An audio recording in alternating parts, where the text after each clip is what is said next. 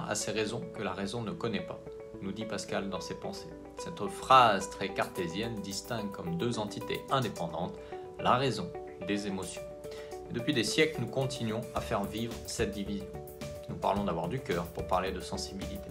Nous opposons souvent la raison à l'émotion, la pensée au ressenti. Il est temps d'en finir avec cette illusion. Le cœur n'est qu'une pompe biologique, une mécanique digne d'une horloge suisse. Notre raison, elle, n'est pas une mécanique froide et inhumaine détachée de nos émotions. L'une et l'autre vivent entremêlées, elles ne s'excluent pas. Les émotions sont en effet le résultat de l'interprétation de la réalité par mon cerveau au travers de mes sens. Ma raison découle donc de mon interprétation sensible de la réalité. Ma compréhension du monde, les idées, analyses que j'en retire sont donc intimement liées à mes émotions. Les millénaires d'évolution nous ont permis de développer cette capacité à comprendre le monde de façon rationnelle et sensible.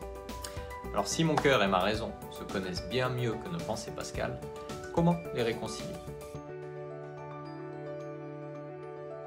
Tout d'abord, exprime clairement tes émotions.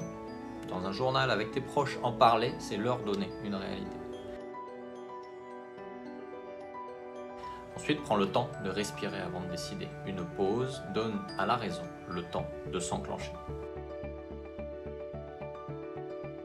Enfin, apprends à parler de ton cerveau comme le cœur de tes émotions.